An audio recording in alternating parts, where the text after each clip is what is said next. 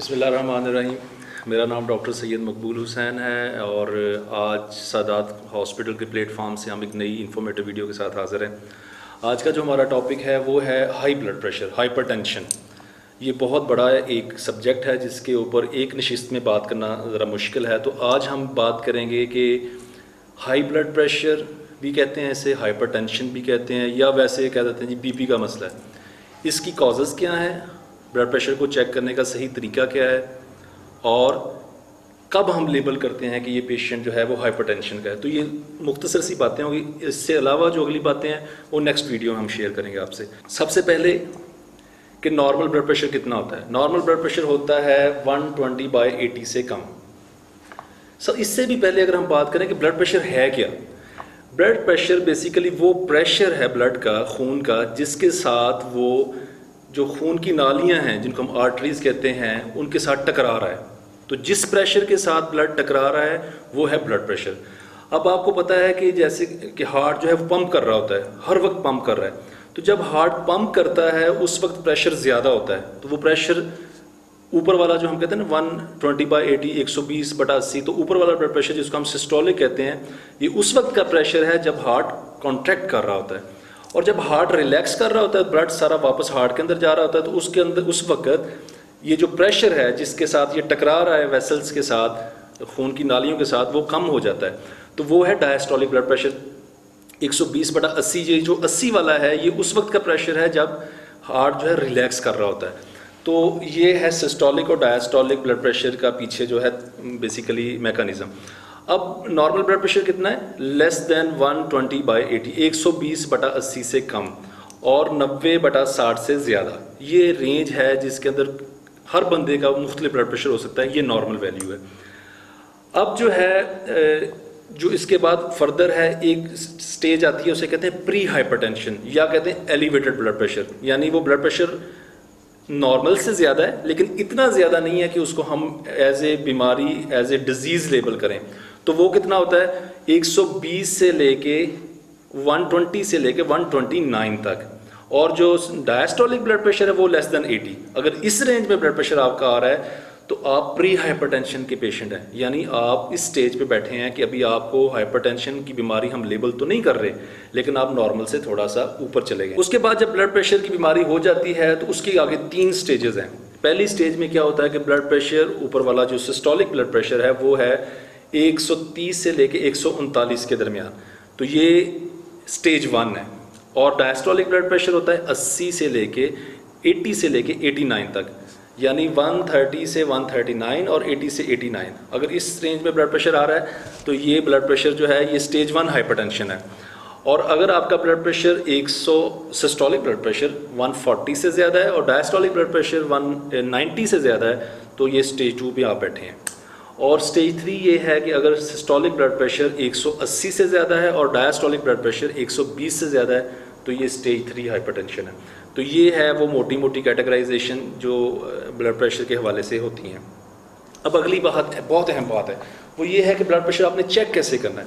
Blood pressure check करने का जो आला है जिसको बीपी अपरेटस कह देते हैं, स्फिग्मोमैनोमीटर भी उसे कहते हैं, उसको चेक करना है। उसका तरीका ये है कि जब आपने ब्लड प्रेशर अपना चेक करना है तो कम से कम 5 मिनट के लिए आप रेस्ट पे हों। यानी कोई एक्सरसाइज करके ना आए हों, भाग के ना आए हों, तेज़ चल के ना आए हों। 5 मिनट के लिए आप रिलैक्स बैठे हों। पहली बात। 30 मिनट के अंदर अंदर ना तो आपने चाय पी हो, ना कॉफ़ी पी हो, ना कोई चॉकलेट खाया हो, ना कोई स्मोकिंग की हो, ना कोई अल्कोहल वगैरह ली हो।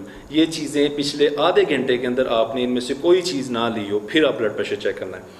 फिर जब आपने ब्लड प्रेशर चेक करना है तो आपने बैठना कैसा है, बिल्कुल सीधा बैठना है। आपकी बैक जो है वो सपोर्ट होगी और आपके आर्म्स जो आपके बाजू हैं उनको भी किसी ना किसी चीज़ की सपोर्ट होगी। हवा में आपने ऐसे करके ब्लड प्रेशर चेक नहीं करना। जब ब्लड प्रेशर चेक करना है तो ये जो कपड़ा है इसको साइड पे कर लेना है, कपड़ा मौजूद नहीं होना चाहिए। जो साइज़ है कफ का वो बड़ा अहम है कि वो ना तो बहुत बड़ा हो, बड़ा होगा तो उससे भी ब्लड प्रेशर की रीडिंग पे फ़र्क पड़ेगा, और ना बहुत छोटा हो, छोटे से भी उसके ऊपर जो है रीडिंग्स के ऊपर फ़र्क पड़ेगा। फिर आपने जब ब्लड प्रेशर चेक करना है तो जो आपका वो आला है उसका लेवल आपके हार्ट के लेवल के बराबर होना। आपका आला जो है वो हार्ट के, आपके दिल के लेवल के बराबर पड़ा होना चाहिए, ना बहुत नीचे हो ना बहुत ऊपर हो। फिर आपने ब्लड प्रेशर दोनों बाजुओं पे चेक करना है, दाएं पे भी चेक करना है, बाएं पे भी चेक करना है। आम तौर पे दोनों बाजुओं के अंदर कोई ना कोई फ़र्क होता है, एक के अंदर ज़्यादा होता है थोड़ा सा, एक के अंदर थोड़ा सा कम होता है। तो जिसके अंदर ज़्यादा होता है वो आपने रीडिंग लेनी है, और नेक्स्ट आइंदा आपने याद रखना है कि आपके दाएँ बाजू या आपके बाएँ बाजू के अंदर ब्लड प्रेशर ज़्यादा है, और उसी बाजू पर हमेशा आपने ब्लड प्रेशर चेक किया करना है। फिर आपने ब्लड प्रेशर जब चेक करना है तो उसको जब आप उसमें हवा भर लेते हैं, भर के उसके बाद बहुत आहिस्ता आहिस्ता उसको छोड़ना है, बहुत आहिस्ता आहिस्ता नीचे लेके आना है। स्टेथ आपने पहले ही अपनी जो यहाँ पे नब्ज़ चल रही है, ब्रेकियल आर्टरी, इस पे हाथ रख के आपने चेक कर लेनी कहाँ पे फील हो रही है, वहाँ पे स्टेथ रखना है।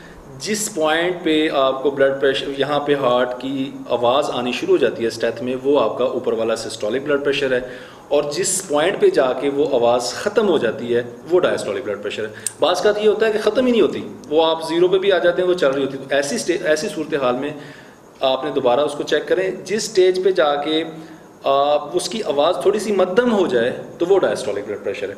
तो ये हो गया ब्लड प्रेशर चेक करने के मोटे मोटे जो अहम बातें हैं उसके हवाले से। अब इसकी वजूहात क्या है? जो 90 से 95% जो हाइपरटेंशन है ना, उसकी कोई काज नहीं हमें पता। उसको हम कहते हैं एसेंशियल हाइपरटेंशन या प्राइमरी हाइपरटेंशन, यानी ये वो कैटेगरी है जो कि अक्सर लोगों में यही है कि उसकी काज नहीं पता, एग्जैक्ट मैकेनिज्म हमें नहीं पता कि इस वजह से ये ब्लड प्रेशर का मसला हो रहा है। हाँ, उसमें कुछ रिस्क फैक्टर्स ज़रूर हैं कि ये चीज़ें अगर किसी बंदे के हों, अंदर हों, तो इन लोगों के अंदर ब्लड प्रेशर होने के चांसेस ज़्यादा हैं। तो वो क्या क्या चीज़ें हैं? एक तो है फैमिली हिस्ट्री, कि अगर फ़र्ज़ करें आपके वालिदैन, आपके बहन भाइयों में ये मसला है, तो आपके अंदर भी ये चांसेस ज़्यादा हैं कि आपको भी ये ब्लड प्रेशर का मसला जो एसेंशियल हाइपरटेंशन है ये हो सकती है। दूसरा है अगर आप एक्सरसाइज नहीं करते, अगर आपकी जो सेडेंटरी लाइफस्टाइल है, यानी आप बैठे रहते हैं, ज़्यादा चहलकदमी नहीं करते, तो ये एक रिस्क फैक्टर है कि ऐसे लोगों के अंदर ब्लड प्रेशर के चांसेस बाकी लोगों की निस्बत ज़्यादा होते हैं। फिर है स्ट्रेस। बाज़ लोगों को स्ट्रेस रहता है हर वक्त, घर के अंदर हो गया या अपने वर्क प्लेस पे हो गया, हर वक्त एंग्जाइटी का एलिमेंट, टाइप ए पर्सनैलिटी लोग हर वक्त सोचते रहते हैं। तो ये जो लोग स्ट्रेस लेते हैं, जो लोग ज़्यादा सेंसिटिव हैं, उनको ब्लड प्रेशर होने के चांसेस बाकी लोगों की निस्बत ज़्यादा हैं। जो मोटा आदमी है, ओबीज़ है, वो जो जिसका BMI 25 से ज़्यादा है, BMI, इस पर हम पूरी एक वीडियो बनाएंगे कि ये ओबेसिटी क्या है, इसको कब हम ओबीज़ कहते हैं, कब ओवरवेट कहते हैं, ये अलग से एक है सिलसिला जो बाद में करेंगे डिस्कस। जो बंदे स्मोकिंग करते हैं, सिगरेट पीते हैं, हुक्का पीते हैं, ये लोग, इन लोगों के अंदर भी चांसेस ज़्यादा हैं कि ये ब्लड प्रेशर के अंदर जाएंगे। जिन लोगों को आदत है तेज़ नमक खाने की, ज़्यादा नमक इस्तेमाल करते हैं, ये भी एक रिस्क फैक्टर है। जो खुदा ना खासा शराब के आदी हैं, इस तरह के मुख्तलिफ और मंशियात के आदी हैं, तो इन लोगों के अंदर भी ब्लड प्रेशर के चांसेस ज़्यादा हैं। जैसे जैसे आपकी उम्र बढ़ती है वैसे वैसे ब्लड प्रेशर होने के चांसेस बढ़ते हैं। तो ये वो है 90 से 95% लोग जो एसेंशियल हाइपरटेंशन, ये वो हाइपरटेंशन है जिसकी एग्जैक्ट काज नहीं पता, और दूसरी बात यह कि ये ख़त्म नहीं होती, इसमें आपको हमेशा मेडिसिन आपको सारी उम्र लेनी पड़ेगी। जो थोड़ी सी एक माइनॉरिटी काजेज़ के अंदर जो है 5 to 10%, वो है सेकेंडरी हाइपरटेंशन, यानी ये वो हाइपरटेंशन की कैटेगरी है जो किसी ख़ास बीमारी की वजह से होती है, और अगर उस बीमारी को हम ट्रीट कर लें तो ये ठीक भी हो सकती है। तो वो क्या क्या काजेज़ हैं? कुछ तो किडनीज़ की काजेज़ हैं, खुदा ना खसा किसी को किडनी का फेलियर हो गया, बिल्कुल किडनी डैमेज हो गए, गुर्दे फेल हो गए हैं, डायलिसिस की तरफ चले गए, या कुछ उससे पहले ग्लोमेरुलोनेफ्राइटिस, नेफ्रेटिक सिंड्रोम, इस तरह की बीमारियां हैं जो गुर्दों की हैं, उससे ये ब्लड प्रेशर का मसला हो सकता है।